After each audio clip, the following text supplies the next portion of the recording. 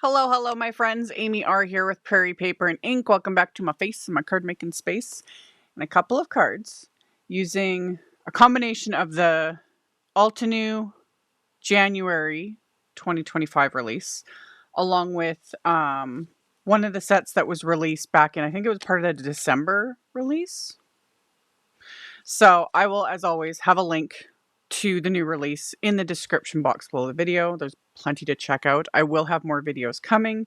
Yeah, this release got to me way, barely in the nick of time.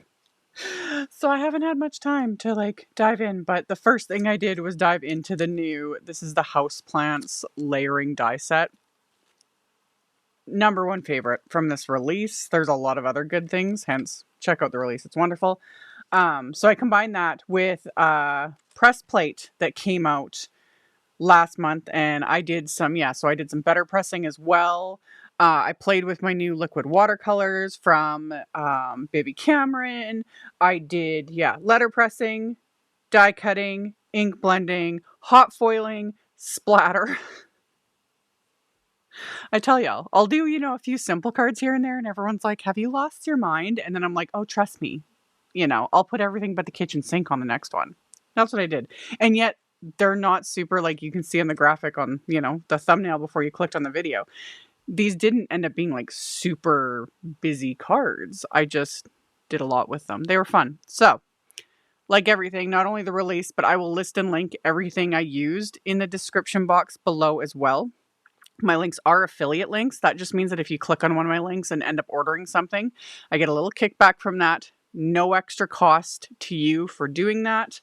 It helps pay the bills, keeps the heaters going, enables me to keep bringing out content. I'm also part of an Instagram hop with these cards. So I will, like I always do, I have my Instagram linked below the video as well. So you can hop on over there, check out all the inspiration, all the fun things. And yeah, that's it for the housekeeping. Let's get into making these cards. Okay, so first thing I did was create a really simple background using these intense colors, like these intense liquid colors from Bibi Cameron. I've done a couple videos already using these and kind of explain them in a little bit more in depth. I used them in a recent live stream as well, and I like them. You can do this with kind of anything, any watercolors. This will work. Or just whatever sort of coloring medium within reason. Creating backgrounds like this is just fun, and then you can die cut them. Now, I don't do this very often. I talk about this a lot. A lot of times I prefer to die cut first and then add color, because then I can just kind of see where I want to add color. That said, I was going to do many die cuts, and this was just a fun way to just use all these greens and have fun with it. So I pulled out all the greens. So I've got olive green, bluegrass, verdigris, emerald, and green. And this is just some cheap watercolor paper that I had in my stash. With this, it honestly doesn't matter. Any watercolor paper is going to work. And I taped it down to a hardboard. That just helps keep it flat, so the paper's not curling up. And then I added clean water first. That just helps whatever watercolor medium you're using, because you could use pan watercolors, you could use distress inks, you could use Altenew's Fresh Dye Inks. Any of that will work. And then I just dropped on the colors, as you saw, and I'm using my big wide Altenew watercolor brush, and as you can see, just spreading it out. That's it. Simple. Super simple. So that would be definitely something you could do with do multiple panels in the whatever color combos you want, and then die cut them, or cut them down and stencil over them, or the sky's the limit. It's a fun way to play. This was super simple, and I let it dry, and then I took my Altenew white gouache, which I always joked when I first bought this, because these tubes are enormous. There's the white and the black, and I actually end up using both. I use the black later in this video. But I joked when I first bought these, how enormous these tubes are, and I was like, oh my gosh, I'm never going to use these up. The white I most likely will fully use up, because I've been more and more lately, I've been playing making my own custom colors of splatter with the white gouache. Love it. And that's what I did. I put some blobs of the white gouache onto my my little palette, and then I use some of the liquid watercolors to tint it different colors. And then I'm splattering it on this background. I could have splattered the watercolors themselves. The only difference would be the watercolors would soak into the paper, which is fine. It'll just give it a different look. But with the gouache, because of the pigments and the fillers in it, it sits more on top. So it's just something fun to add a little bit of texture. I also splattered like straight up water on here because these watercolors will react with water. So I just splattered all over, mixing it up, even mixed all three of those colors that I'd mixed with the gouache together, because why not? And just covered this watercolor paper with that splatter. Let that dry, and then I've got this fun panel in all these different shades of green, which was perfect to die cut with the greenery pieces from this Houseplants layering die set. And that's exactly what I did. And I got a whole bunch of die cuts. I even die cut some of the scraps of this that I'll use on the insides of the cards later on. So I definitely got enough die cuts to do 2 cards. So there's all my little die cuts, and they've got their little bits of splatter and texture on them. Love it. And then the rest of the dies from the set I had die cut off screen. The florals I die cut from just some, like, it was just like Hammermill white cardstock scraps that I had, just scraps. You know, I talk about this. I don't get rid of any of my scraps. They come in handy. And when I'm doing a bunch of die cutting, grab some scraps, die cut all the little pieces, etc. So all my little florals pieces, I just stuck to my big Altenew sticky mat here. And for these flowers on the left, I'm keeping them mostly white and just adding just the tiniest hint of blue, which is Misty Morning Fresh Dye Ink. And I'm using one of Altenew's micro blending brushes, and just lightly, like, I just start at the center and then just lightly blend that out. It's very, very light, very delicate, very demure, very mindful. Just soft. Again, not something I do very often. I'm generally quite heavy-handed. It's hard to leave so much white space, but I was like, no, I want these to be, cute little white flowers. So for the little detail bits for the flower centers, I just went a shade darker. So this is Cloudy Sky, and just blended that onto those pieces. And then for these other flower pieces, and those ones have like the little keyhole system, and you can't really see it on camera, but in real life, like, not only did it cut that little keyhole to make it easy to line up, but it also impresses the number, so which layer it is. Although, as always, caveat, you can use the numbers to make it easier, but you can also just do whatever works for you when you're layering these pieces. Like, have fun with it.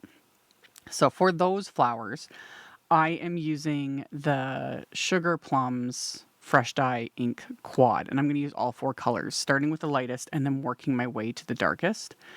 So I started with the pale mauve and just blended that out, starting at like the center, and then I went in with amethyst, and now I'm going in with plum. And as I get dark with each darker color, I keep it more concentrated towards the center. So it's just going to have that depth. And these do soften and dry back a bit, so they're not as dark. So they will be a little bit softer than they look right now while they're still wet on the cardstock. So I just kept like kind of building up that intensity towards the base of each of these petals. And I don't know what it is. It's like almost therapeutic to just sit and ink blend like this. It's kind of the same feeling I get when I'm using like the layering stencils, and you're just sitting and stenciling and you just don't have to think a whole lot. I don't know. I like it. So the deepest color was that grape. Is it agate? Is that how you pronounce it? I think you pronounce it agate. I forgot to check before I started this voiceover. Don't have time. Anyway, assembling, super simple. With these ones, you just stick the little funny flower piece, and then the little centers I die cut from Altenew's Mocha cardstock. You could also, if you wanted, like, layer these up. So you could add like the smaller flower to the larger one, or you could do like a couple larger ones together, a couple smaller ones together. You can just do whatever works for you, however full you want to make the flower. Have fun with it. Experiment. I just assembled them as they're meant to be and just kept it at that. But yeah, if you want to change things up and do whatever works for you. So this one that had the little keyhole, you just 1, 2, 3, and then the flower center lines up. Done. So easy. And then the flower pot, another reason why this set is like a favorite of mine. You can make it the hanging flower pot with that hanging piece, or just use it as a flower pot. Either way, it works. So I layered up those pieces, just like so. And then the hanging piece I die cut from some matte gold cardstock and adhered it because I wanted mine to be like little hanging flower pots. I don't know why I love this set. So once everything was assembled, I then started adding all my little greenery bits, and I would just snip them apart. The one I adhered to the front, the rest I adhered like to the back, and so they're all just free flowing, doing their thing. And this was fun. And again, you can kind of do whatever you want. The one greenery piece, the way it's shaped, you could definitely make it upwards. So if you wanted this just as a normal flower pot, options. You guys know I love options. So one of the flower pots I used the like white flowers. And then the other one I'm going to use like the purple one as my focus, and then just add the little white ones as like as an accent. And yeah, you could also use other little floral die cuts because of course Altenew's got a bajillion. So many options. Okay, on to the press plates. So this is the Lovely Flowers press plates, and there's this big floral cluster and a whole bunch of sentiments. I didn't even notice until I ran this through my die cut machine that my better press, I've got it upside down. I was so into this and I was having so much fun. Doesn't matter. Not really. It literally wasn't until I go to run it through my die cut machine that I'm like, oh, I put everything on here upside down, but it works. And I just keep that tape in place until that tape completely wears out. It just works. I just keep it there because that's 99% of the time when I'm using this. I do like A2 size panels, the 4 1/4 by 5 1/2. And that's what I put in there was an A2 size panel of, this is Simon Says Stamp's 120 pound cardstock. And then the floral plate, I'm inking up with the lightest blue ink, that Misty Morning ink. If I remember, I'll link to my Better Press playlist at the end of this video. I've got a bunch of videos using it. I love this thing. I don't know what it is. I just really like the letterpress look, and I love playing with this thing. So this is when I was like, oh yeah, I did it upside down, but it works. It's fine. So yeah, ran that through the machine, and that pressed the design with that light blue ink. I'm going to show with the purple ink, like really close up, because that's the only thing with this that kind of sucks, is it's really hard to show that pressed in texture. Obviously, if you use the Better Press paper or like heavier watercolor paper, Altenew's watercolor paper, Arches, even my Canson XL, etc., anything thicker, you get much more of that like really pressed in impression, but it still works on even just regular cardstock. And I find so often that's what I do with this, is like just regular inks and using it to create texture, etc. And I love it. So I'm repeating the process, but this time I'm using the pale mauve ink just to keep it. These are just going to be for backgrounds. This is not the focus of the card. So I repeated the process with another panel of cardstock, kept everything upside down because it was already in place. Don't care. So ran that through. And yeah, I'm going to try and show, like, it's so hard to see, but it's literally, pressed in. There's texture and you can feel it and you can see it. And I love it. Like, look at it. Look at it. Look how cool that is. I love my Better Press. Like, one of my favorite purchases was that last year or the year before? I forget when this thing even came out, but so glad I got it. So the other thing I love about the Better Press is Better Press plates, hot foil like a dream. I genuinely I hope that all the brands now will stop making hot foil plates and just make them as press plates. You get more use out of them because you cannot use hot foil plates in your Better Press. It can wreck the Better Press, and hot foil plates don't take ink the way the press plates do, but press plates can be hot foiled. So really, all the brands, just make press plates. Then we get more use out of them and I will be happy. Okay, thank you, bye. Anyway, I hot foiled sentiments from that same Lovely Flower set because there's a whole bunch of sentiments, and I had them on my Glimmer hot foil that was already heated up. I had them face up. I put the hot foil with the pretty side of the foil touching the plates, had pressed the timer till it went solid, and then ran this through with the same smooth white cardstock, and love, because when the timer went off, I ran it through my Platinum 6 machine, which gave the pressure, pressed those plates and that hot foil into it, and it was perfection. My only caveat is the Lovely Flowers press plates doesn't have coordinating wafer dies. Just FYI. I fussy cut. Not my favorite thing to do. I will avoid it whenever possible. But I just quickly fussy cut. Those little solid rectangle sentiments, that was simple. The scriptier sentiments, it took me like a minute. It didn't take very long. So I fussy cut them. It was fine. I survived. I'm still here. We're good. So anyway, I adhered my hanging baskets after I trimmed down those background panels just a bit. I took like a 1/4 inch off 2 sides, so it ends up being like 4 by 5 1/4. And then I adhered the hanging basket, and then I adhered the sentiment using a combination of craft tacky glue and foam squares. I would have left the sentiment off because I do add splatter. So I just end up having to like cover the sentiment because I don't want to get splatter on it. So I would have left that off, but it was kind of hindsight. And I was getting all excited because I was like, oh, look at this background. Look at this beautiful hanging basket. I was having fun. And then I was like, crap, need to add the splatter. Don't want to get it on the sentiment, but it'll be easy to work around that. So I adhered my sentiments into place and then went on to the insides of the cards. So this is where I use like the little bits left over of the greenery, and again I was able to kind of die cut a couple of the scraps of that background I created at the beginning. So I've got a couple little pieces of the greenery and some of those flowers because I had die cut and ink blended like so many of them. So I adhered the greenery, the flowers, and then the solid hot foil sentiments to the insides of my cards. And my cards are top folding A2 white note cards, so 4 1/4 by 5 1/2 inches. So got the insides done, and then I was like, ooh, splatter, just cuz.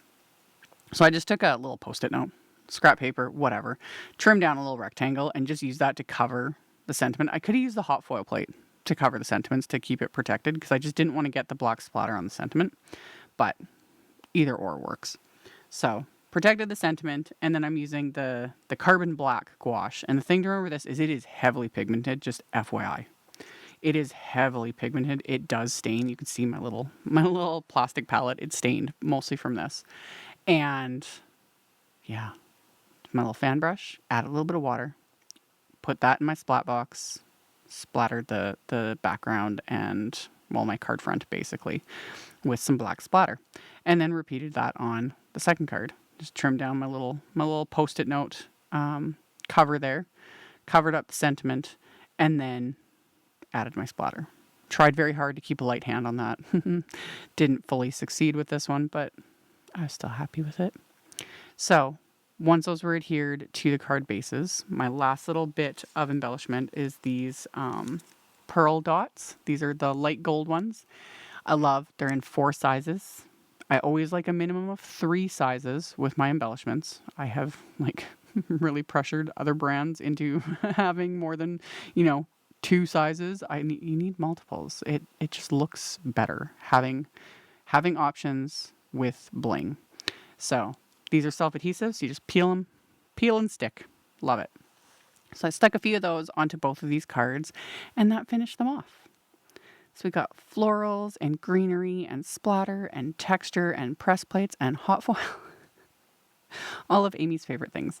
I hope you guys enjoyed this. I had a ton of fun making them. And like I said in the intro, stay tuned. I'll have more videos coming using other products from this release. And then if you're interested in anything or want more info, all of that will be in the description box below the video. So just expand it. All the info, all the links, all the things will be there. Thank you all so much for watching, for thumbs upping and commenting. It helps a ton and I really do appreciate it. Please subscribe if you haven't. I'd love to have you. And I will see you all very soon in the next video. Bye. Thank you so much to my amazing Patreon supporters. For anyone that might be interested in joining my Patreon community and supporting me, the link to my Patreon is in the description box below the video. For everyone else, as always, thank you all so much for taking the time to watch my videos, for thumbs upping, commenting, subscribe if you haven't. I'd love to have you. And here's a couple other videos for you to check out in case you missed them. Bye.